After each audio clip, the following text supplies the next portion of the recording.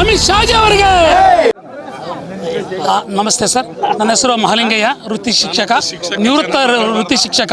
ಚಿತ್ರದುರ್ಗದ 7 ಸುತ್ತಿನ ಕೋಟೆ ವೀರ ಮದಕರಿ ನಾಯಕ ಆಳಿರ್ತಕ್ಕಂಥ ಗಂಡು ಮೆಟ್ಟಿನ ನಾಡಲ್ಲಿ ಇಂದು ಗಂಡು ಗಲಿ ಯಡಿಯೂರಪ್ಪನವರ 50 ವರ್ಷದ ರಾಜಕೀಯದ ಒಂದು ಅಭಿಮಾನೋತ್ಸವ ಕಾರ್ಯಕ್ರಮ ಬಹಳಷ್ಟು ವಿಜೃಂಭಣೆಯಿಂದ ನಡೀತಾ ಇದೆ. ಹಾಗಾಗಿ ಜನಸ್ತೋಮ ಸಾಗರದಂತೆ ಹರಿದು ಬರ್ತಾ ಇದೆ ಅಭಿಮಾನೋತ್ಸವ. ಇವರು ಒಂದು ಅಂಕಿಯಿಂದ ಗೆಲುವಿನ ಅಂಕಿಯವರೆಗೂ ಗೆದ್ದಿರ್ತಕ್ಕಂಥ BJP ಪಕ್ಷವನ್ನು ಕಟ್ಟಿ ಬೆಳೆಸಿರ್ತಕ್ಕಂಥ ಧೀಮಂತ ನಾಯಕ ಅಟಲ್ ಬಿಹಾರಿ ವಾಜಪೇಯಿ ಸಹ ಒಂದು ಅಂಕಿಯಿಂದ ಗೆಲುವಿನ ಸಂಖ್ಯೆಯವರೆಗೂ ಮಾಡಿರ್ತಕ್ಕಂಥ ಇಬ್ಬರು ಧೀಮಂತ ನಾಯಕರು ಇವರಿಬ್ಬರು. ಹಾಗಾಗಿ ಅಮಿತ್ ಶಾ ಮತ್ತು ಮೋದಿಜಿಯವರು ಮೋಡಿಯನ್ನು ಮಾಡ್ತಿದ್ದಾರೆ.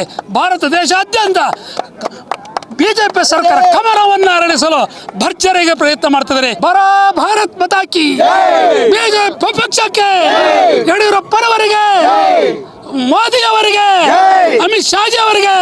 ಸರ್, ಈ ಕಾರ್ ನಮಗೆ ಒಂದು ಪ್ರೇರಣೆ ಆಗಿದೆ. ಏಕೆಂದರೆ ಯಡಿಯೂರಪ್ಪನವರು ಭಾಳ ಕಷ್ಟ ಕಾಲದಲ್ಲಿ ಯಾವ ಭಾರತೀಯ ಜನತಾ ಪಾರ್ಟಿ ದಕ್ಷಿಣ ಭಾರತದಲ್ಲಿ ಬೆಳೆಯೋದಕ್ಕಾಗೋದಿಲ್ಲ, ದಕ್ಷಿಣ ಭಾರತದಲ್ಲಿ ತನ್ನ ವಿಸ್ತರಣೆ ಮಾಡೋದಕ್ಕೆಲ್ಲ ಆಡಳಿತವನ್ನು ನಡೆಸೋದಕ್ಕಾಗೋದಿಲ್ಲ ಅಂತ ಕಾಲಘಟ್ಟದಲ್ಲಿ ಕೇವಲ 2 ಶಾಸಕರಿದ್ದಂಥ ಕಾಲದಲ್ಲೂ ಕೂಡ ಭಾರತೀಯ ಜನತಾ ಪಾರ್ಟಿಯನ್ನು ಸಂಘಟಿತವಾಗಿ ಇಡೀ ರಾಜ್ಯಾದ್ಯಂತ ಸೈಕಲ್ನಿಂದ ತುಳಿದು ಈ ಅಂಬಾಸಿಡರ್ CKR 45 ಕಾರ್ ಮುಖಾಂತರ ಇಡೀ ರಾಜ್ಯದ ಎಲ್ಲ ಜಿಲ್ಲೆಗಳನ್ನು ಸುತ್ತಿ ಯಡಿಯೂರಪ್ಪನವರು ಪಕ್ಷವನ್ನು ಕಟ್ಟಿದಂಥ ಒಬ್ಬ ಧೀಮಂತ ನಾಯಕ. ಕರ್ನಾಟಕ ರಾಜ್ಯದ ಮಂಡ್ಯ ಜಿಲ್ಲೆಯ ಕ್ಯಾರ್ಪೇಟೆ ತಾಲೂಕಿನ ಬೂಕನಕೆರೆಯಲ್ಲಿ ಜನಿಸಿ ಅಲ್ಲಿಂದ ಶಿವಮೊಗ್ಗ ಜಿಲ್ಲೆಯ ಶಿಕಾರಿಪುರಕ್ಕೆ ಜೀವನಕ್ಕಾಗಿ ಹೋಗಿ ಅಲ್ಲೊಬ್ಬರು ಸಾಮಾನ್ಯ ಗುಮಾಸ್ತರಾಗಿ ಸೇವೆಯನ್ನು ಸಲ್ಲಿಸಿ ಮೊದಲನೇದಾಗಿ ನಗರಸಭೆಯ ಸದಸ್ಯರಾಗಿ ಪುರಸಭೆಯ ಅಧ್ಯಕ್ಷರಾಗಿ ಕಾಲಕ್ರಮೇಣ ಕಾಲಘಟ್ಟದಲ್ಲಿ ವ್ಯತ್ಯಾಸವನ್ನು ಕಂಡಂಥ ಧೀಮಂತ ನಾಯಕ BS ಯಡಿಯೂರಪ್ಪನವರು ಪ್ರಪ್ರಥಮ ಬಾರಿಗೆ ನಮ್ಮ ಕರ್ನಾಟಕ ರಾಜ್ಯದಲ್ಲಿ 1 ಅಂಕಿಯಿಂದ 4 ಅಂಕಿಗೆ ತಂದು 4 ಅಂಕಿಯಿಂದ 44 ಅಂಕಿಯ ಸಂಖ್ಯೆಗೆ MLAಗಳನ್ನು ಶಾಸಕರನ್ನು ಗೆಲ್ಲಿಸಿ ಇದುವರೆಗೆ 104 ಮತ್ತು 110 ಸೀಟ್ಗಳನ್ನು ತರಲಿಕ್ಕೆ ಸಹಾನುಭೂತಿಯಾದಂಥ ಮಹಾನ್ ನಾಯಕ. ಸರ್, ನಾವು ಯಡಿಯೂರಪ್ಪ ಸಾಹೇಬರು ಅವರು ನಮ್ಮ ರಾಜ್ಯದ ನಾಯಕರು, ಹಿರಿಯ ನಾಯಕರು ಮತ್ತು ನಮ್ಮ ಮಾಜಿ ಮುಖ್ಯಮಂತ್ರಿಗಳು. ಅವರು ಯಡಿಯೂರಪ್ಪ ಸಾಹೇಬರು ಮುಖ್ಯಮಂತ್ರಿ ಇದ್ದಾಗ ಅವರು ನಮ್ಮ ಕರ್ನಾಟಕದಲ್ಲಿ ಒಳ್ಳೊಳ್ಳೆ ಕೆಲಸ ಮಾಡಿದ್ದಾರೆ. ಸ್ಕೂಲ್ ಹುಡುಗರಿಗೆ ಮತ್ತು ಆಮೇಲೆ ರೈತರಿಗೆಲ್ಲ ಒಳ್ಳೊಳ್ಳೆ ಕೆಲಸ ಮಾಡಿದ್ದಾರೆ. ನಮ್ಮ ಕರ್ನಾಟಕದಲ್ಲಿ ಒಂದು ಡೆವಲಪ್ಮೆಂಟ್ ಕೆಲಸ ಮಾಡಿದ್ದಾರೆ. ಅದಕ್ಕೋಸ್ಕರ ಇವತ್ತು ಅವರ ಒಂದು ಅಭಿಮಾನೋತ್ಸವ ಕಾರ್ಯಕ್ರಮ ನೋಡಲಿಕ್ಕೆ ಎಲ್ಲ ನಮ್ಮ ಕರ್ನಾಟಕದಲ್ಲಿ ಪ್ರತಿಯೊಂದು ಜಿಲ್ಲೆಯಲ್ಲಿ ಪ್ರತಿಯೊಂದು ಕ್ಷೇತ್ರದಲ್ಲಿ ಜನ ಎಲ್ಲ ಲಕ್ಷಾಂತರ ಜನ ಬರ್ತಾಯಿದ್ದಾರೆ. ಈಗಾಗಲೇ ಜನ ಸೇರಿದ್ದಾರೆ, ಇನ್ನೂ ಅನೇಕ ಜನ ಬರ್ತಾ ಇದ್ದಾರೆ. ಹಂಗೆ ಸರ್, ನನಗೆ ಒಂದು ಅಭಿಮಾನ ಸರ್, BJP ಪಕ್ಷದ ಮೇಲೆ, ಹಿಂದುತ್ವದ ಮೇಲೆ ಎಷ್ಟು ಅಭಿಮಾನ ಇದೆ ಅದೇ ರೀತಿ ನನಗೆ ನಮ್ಮ BJP ಪಕ್ಷದಲ್ಲಿ ಇರೋಂಥ ವ್ಯಕ್ತಿ ಮೇಲೆ ಕೂಡ ಅಷ್ಟು ಅಭಿಮಾನ ಇದೆ ಸರ್ ನನಗೆ.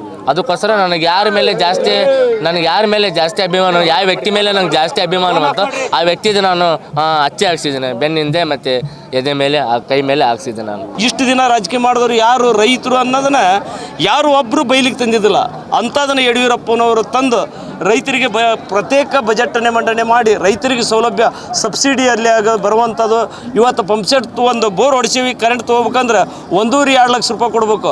ಅವತ್ತು 18-20 ಸಾವಿರ ರೂಪಾಯಿದಾಗ ನಮಗೆ TC ಸಿಗೋಂಥದ್ದು. ಇವತ್ತು 2 ಲಕ್ಷ ಕೊಟ್ಟರು TC ಸಿಗದಂಥ ಪರಿಸ್ಥಿತಿ ಈ ಕಾಂಗ್ರೆಸ್ ಸರ್ಕಾರ ತಂದಿಟ್ಟೈತಿ.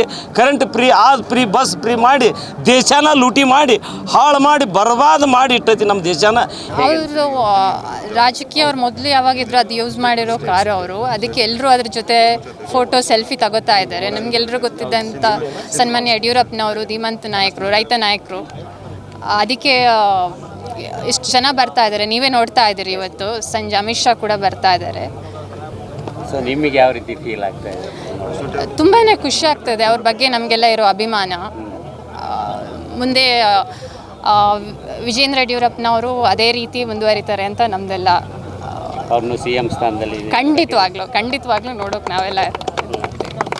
Thank you.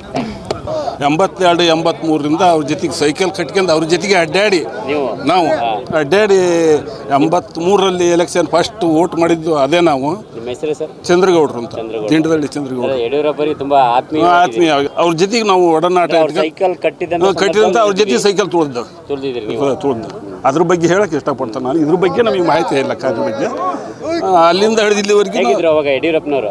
ಒಳ್ಳೆ ಹೆಂಗಾಗಿ ನಮ್ಗಿಂತೂ ಒಂದು 8-10 ವರ್ಷ ಹಿರಿಯರಿದ್ರು ಅವರು. ಚೆನ್ನಾಗಿ ಅವ್ರ ಜೊತೆಗೆ ಸೈಕಲ್ ತುಳಿದವು ನಾವು.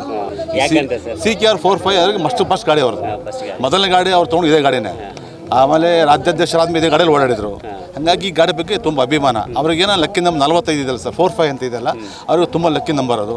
ಈಗ ಇರ್ತಕ್ಕಂಥ ಯಾವುದೇ ಗಾಡಿ ತೊಗೊಂಡ್ರು ಆ 45 ನಂಬರ್ ಇರ್ತದೆ. ಈಗ ಸಾಹೇಬ್ರು ಮಗ ಇದ್ದಾರೆ, ವಿಜೇಂದ್ರ ಅವರು ಆಗಣ ಇದ್ದಾರಲ್ಲ, ಅವರು ನಂಬರ್ 45 ಹಾಕೊಂಡಿರ್ತಾರೆ. ಯಾವುದೇ ಗಾಡಿ ತೊಗೊಂಡ್ರು 45 ಬೇಕು ಅವರಿಗೆ. ಇದು ಸಾಹೇಬ್ರು ಮೊದಲನೇ ಗಾಡಿ. ಇದು ತಾಯಿ ಇದ್ದಂಗೆ ಅವರಿಗೆ. ಇವತ್ತು ಗಾಡಿನ ಅವ್ರು ರಿಪೇರಿ ಕಂಡೀಷನ್ ಮಾಡಿ ಇಟ್ಕೊಂಡಿದ್ದೆ ನಾನು.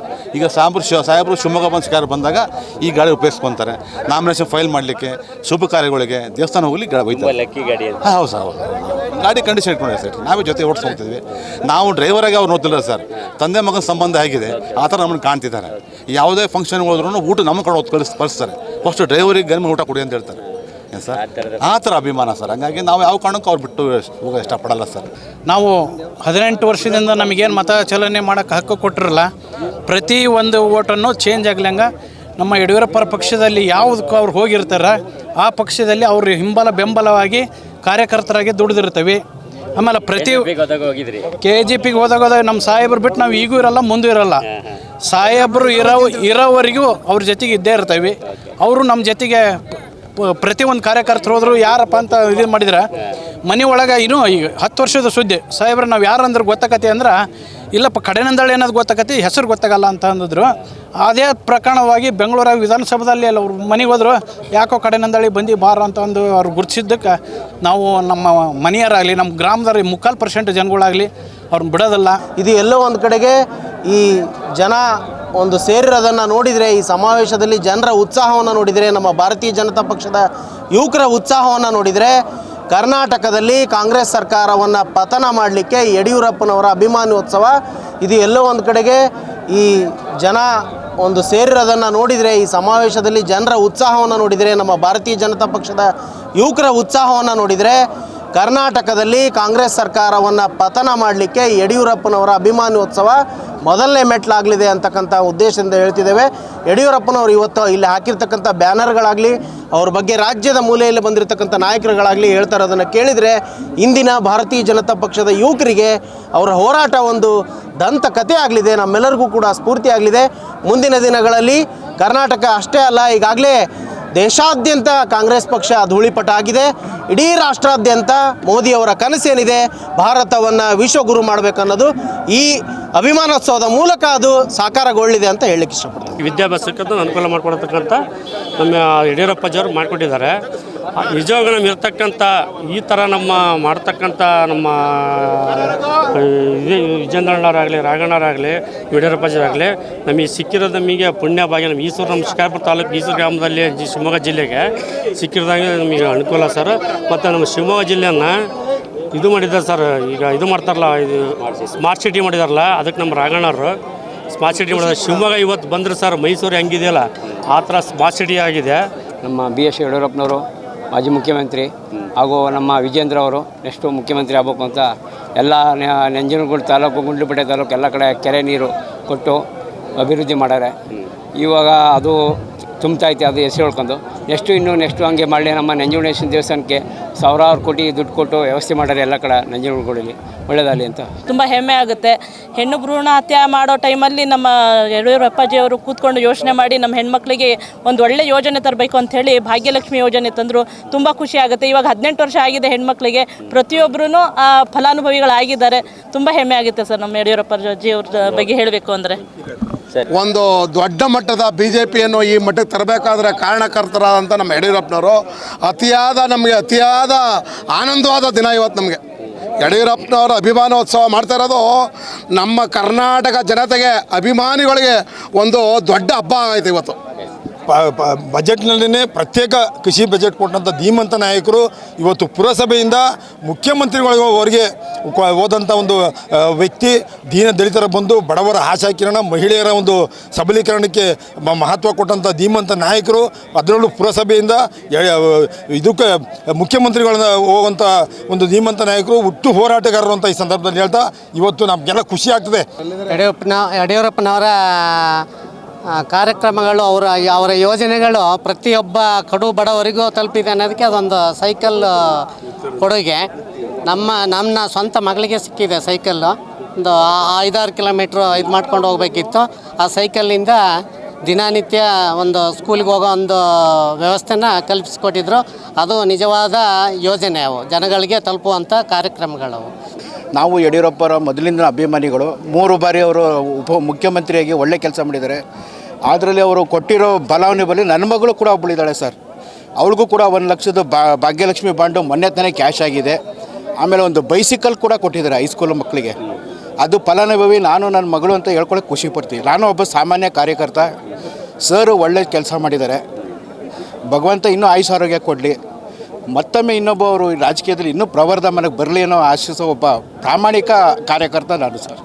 ನಮ್ಮ ಯಡಿಯೂರಪ್ಪನವರು ಇಡೀ ನಮ್ಮ ಕರ್ನಾಟಕದಲ್ಲಿ ಮಠಮಾನ್ಯಗಳು, ದೇವಸ್ಥಾನಗಳು, ಅಭಿವೃದ್ಧಿ, ಸಮುದಾಯ ಭವನಗಳು ಪ್ರತಿಯೊಂದು ಕೊಟ್ಬಿಟ್ಟು ಇವತ್ತು ಇದರಲ್ಲಿ ಒಂದು ಸಂಪ್ರದಾಯ ಒಂದು ಒಳ್ಳೆ ರೀತಿ ನಡ್ಕೊಂಡು ಹೋಗ್ತಾ ಇತ್ತಪ್ಪ. ನಮ್ಮ ಕರ್ನಾಟಕದಲ್ಲಿ ಪೂಜೆ ಪುನಸ್ಕಾರಗಳು ನಡ್ಕೊಂಡು ಹೋಗ್ತವೆ ಅಂತಂದರೆ ಅವರೇ ಕಾರಣಕರ್ತರು ಅಂತ ಹೇಳ್ತೀನಿ.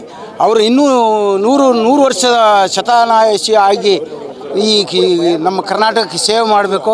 ಅವರು 4 ವರ್ಷ ಬಾರಿ ಮುಖ್ಯಮಂತ್ರಿ ಆಗಿ ನಮ್ಮ ಕರ್ನಾಟಕದಲ್ಲಿ ನಮ್ಮ ಶಿಕಾರಿಪುರ ಕ್ಷೇತ್ರದಿಂದ ಅವರು ಗೆದ್ದು 4 ಸರಿ ಮುಖ್ಯಮಂತ್ರಿಯಾಗಿ ಒಳ್ಳೊಳ್ಳೆ ಕೆಲಸಗಳು ಮಾಡಿದ್ದಾರೆ.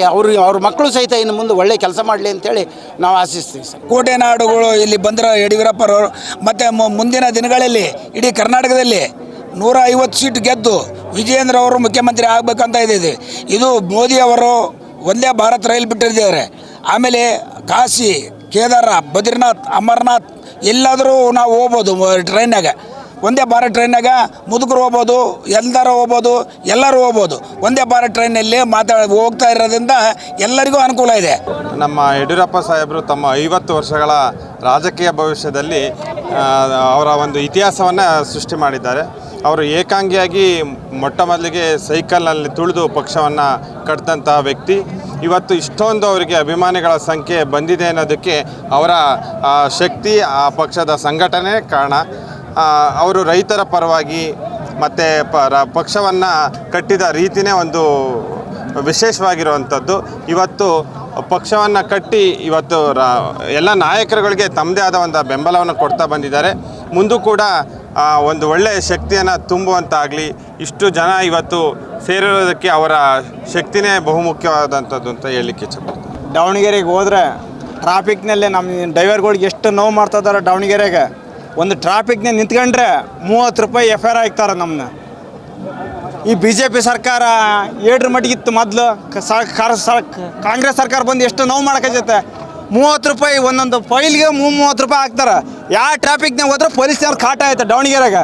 ನಮ್ಮ BJP ಸರ್ಕಾರ ಇದ್ದಾಗ ಹೆಂಗಿತ್ತು, ಡ್ರೈವರ್ಗಳಿಗೆ ಎಷ್ಟು ನೋವು ಆಯ್ತು ದಾವಣಗೆರೆಗೆ. ಅದನ್ನ ಒಂದು ಸ್ವಲ್ಪ ತಲೆಗೆ ಡ್ರೈವರ್ಗಳು ಎಲ್ಲರೂ ನೆನಪಿಟ್ಕೊಳ್ರಿ ದಾವಣಗೆರೆಯವರು. ಇದು ಪಬ್ಲಿಕ್ ಇಂಪ್ಯಾಕ್ಟ್, ಜನಶಕ್ತಿಯೇ ನಿರ್ಣಾಯಕ.